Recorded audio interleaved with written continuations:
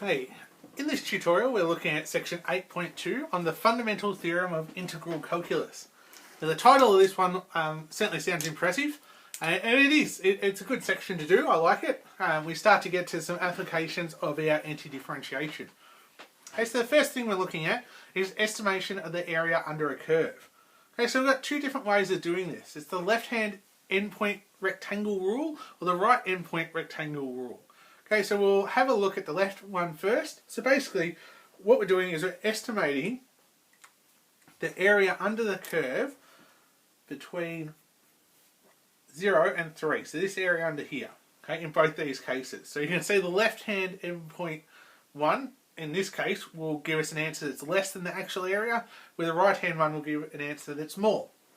Okay, so what we need to do is start off by going, well, how do we work out the area of a rectangle? Well, it's our length by width. So to work out our length for each of these, we're going to have to find some values. So what we're going to do is we're going to find f of 0. Okay, so because we need it for this one, okay, for our height. So f of 0, well, our equation is y equals x squared plus 2. So we know that's going to equal 2. Okay, f of 1, going to be 1 squared, okay, plus 2 will give us 3. F of 2, or 2 squared is 4, plus 2 gives us 6. F of 3, we need for this one, so we'll work it out now. F of 3, well, 3 squared is 9, plus 2 equals 11. Okay, so we've got all our heights and our widths are all 1. So to work out this area, or when say our area is, well, our area of this one, well, that's our f of 0 times our 1, so it's going to be 2 times 1, plus it's going to be our f of 1 times 1, so that'll be 1 times 3, or our 3 times 1, plus we've got to do our f of 2 times 1, which will be 6 times 1. Okay, so when we do that, we'll get an estimate of our area of 2 plus 3 plus 6. So an estimate of our area of 11.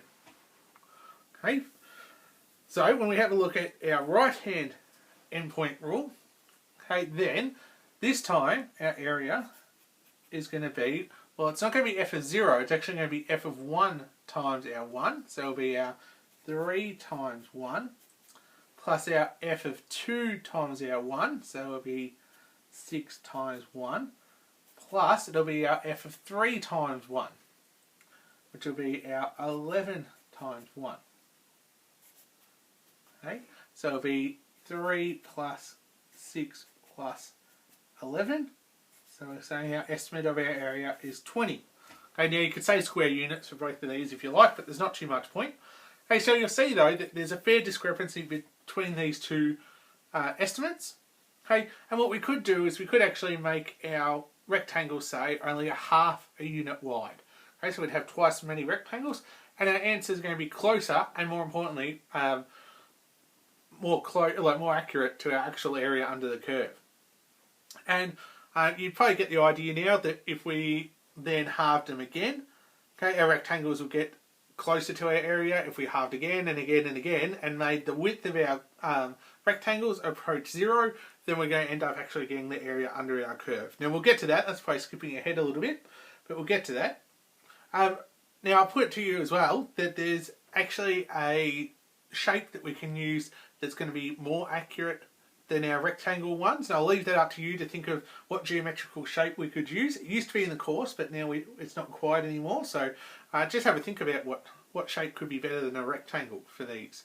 Okay, look, it's something that will probably, this sort of stuff will come up probably on an exam. Not every year, but probably every second year, every third year, you'll probably get a question that's related to finding out areas using this method. So it's just something to make sure that you've got a bit of an idea about as you approach exams later on in the year. Okay, now what we're getting to is our definite integral. Okay, so this is where we're starting to get to our proper stuff, finding our areas under our curves. So we have now, on our integration sign, we have A and B. Now these are what we call terminals, and they're endpoints to regions.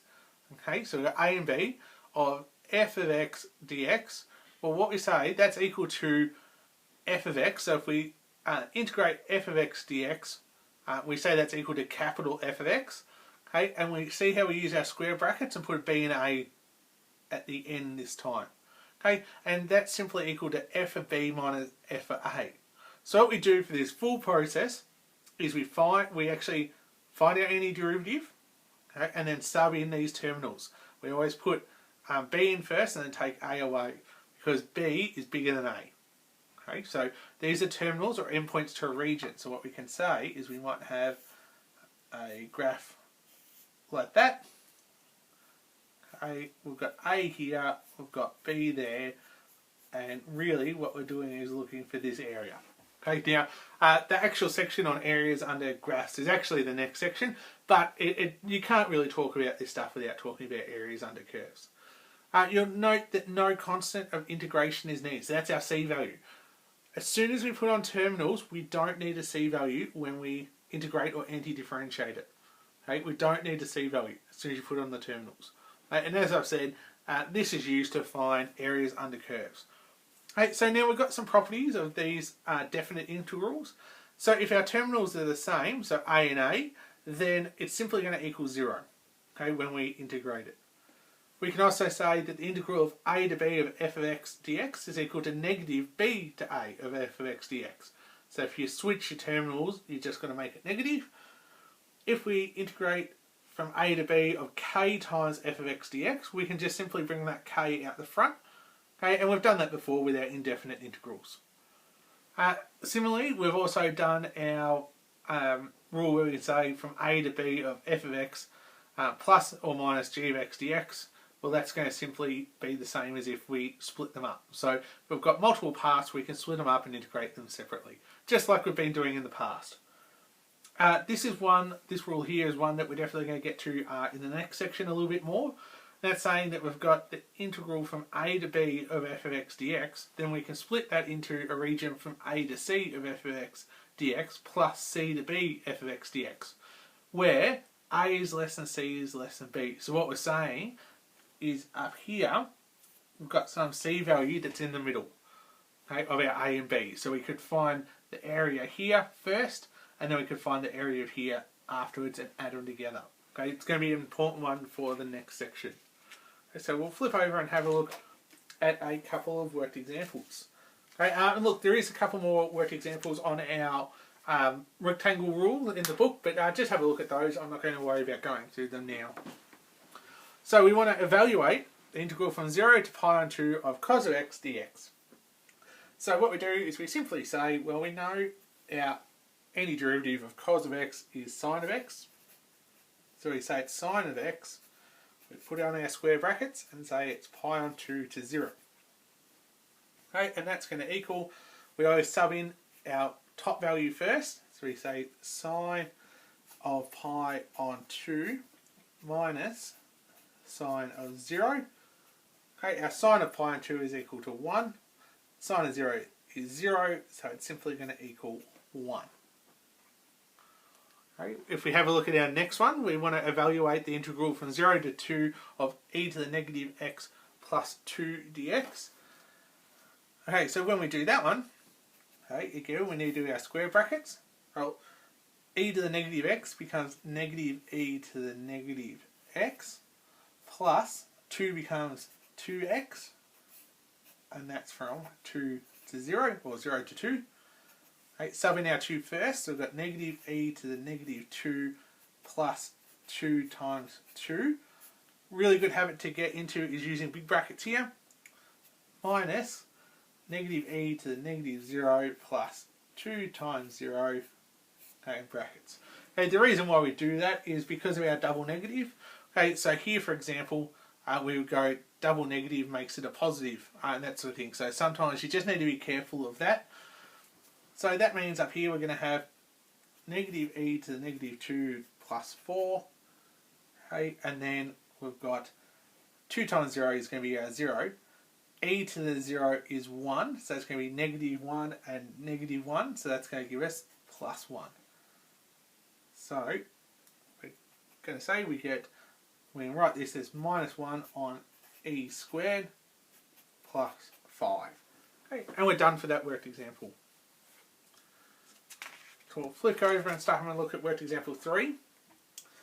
Okay, so given the integral from 1 to 3 of f of x dx equals 8, we want to find our various different ones here.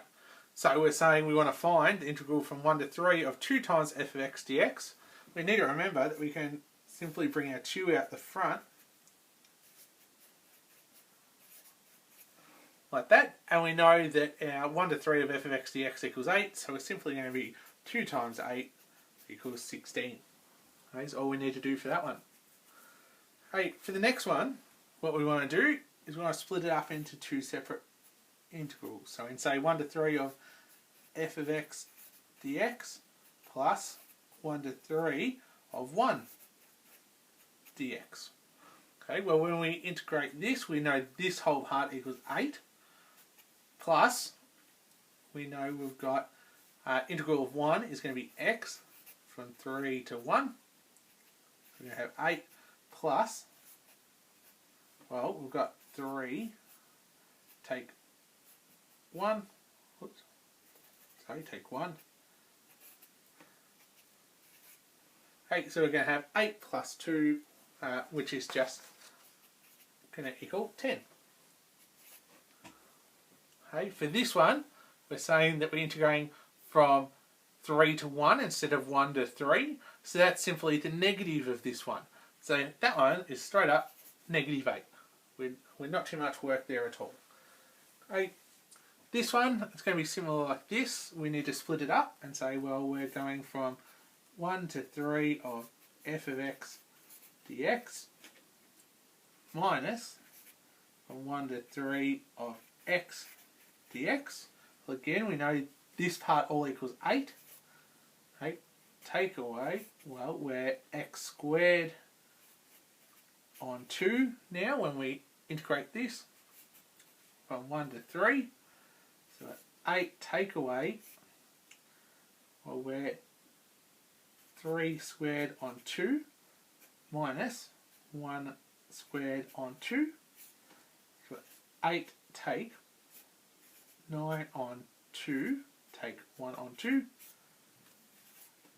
That's 8, 9 on 2, take 1 on 2 is 8 on 2, which is 4. So it's going to be 8 take away 4, which is going to equal 4. Okay, and we've finished that one. Okay, we've got one more worked example to do, which I like this worked example, and it's ones that are going to be similar to what we do when we hit probability later on in the year. So we've got find k if our integral from 1 to k of x plus 2 dx equals 0. So what we need to do is we need to integrate this to start off with. When we do that, we know we're going to get x squared on 2 plus 2x, and that's from 1 to k, and we know that equals 0. Okay, we're subbing our values now. Say that we've got k squared on 2 plus 2k minus 1 squared on 2 plus 2 times 1, and that's equal to 0. Okay, so we've got our k squared on 2 plus 2k. Well, we've got a half plus 2, okay, is going to give us 2.5 or 5 on 2, so we'll say minus 5 on 2 equals 0. So we'll say k squared plus 4k minus 5 equals 0, just by multiplying through by our 2.